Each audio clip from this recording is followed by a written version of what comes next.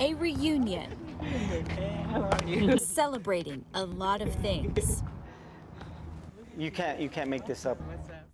Just a few months ago, we first met Mikey here. Here, look at this whole thing. I can't go out right now. In hiding as the Taliban swiftly regained control of Afghanistan. Their resurgence put a giant target on Mikey's back, and everyone like him. He was a translator for U.S. Special Forces. I wasn't just an interpreter for him.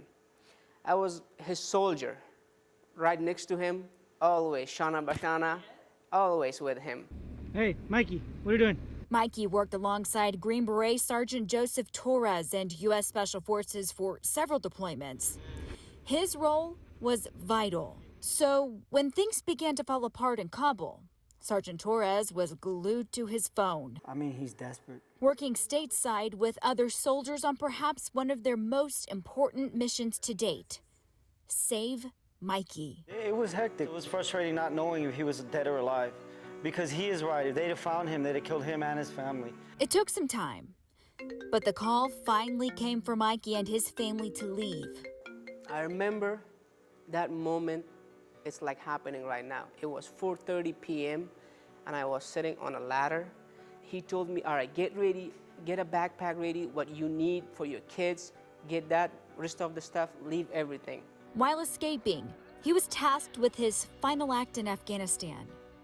Save 4 other families too. It took me about 4 or 5 hours.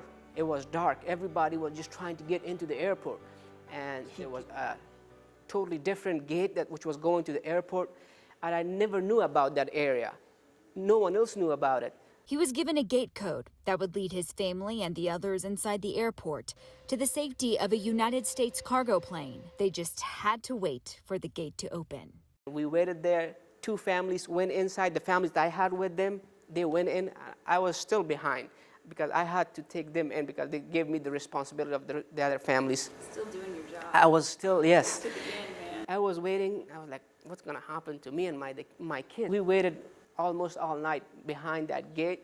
So I had to get all the families in first, then it was me and my family. But you did your job as an interpreter, right, until you got out of the country. Yes. Still working with us, but also saving as many people as you could. Why is that important for you, to help people, to still do your job? Well, humanity. I'm a human. I want to help the rest of the humans. I'm a human being. I will do something that will make proud these guys. I will not do anything these guys will regret of bringing me in here into the United States. I will make them proud. I promise that. And I will do it. Today, Mikey and his family are safe. They've settled in Texas to begin their new life. This is a representation of what is coming here. Good-hearted citizens that want to be American citizens, you know, that want to come and do good and just live their life and raise their families.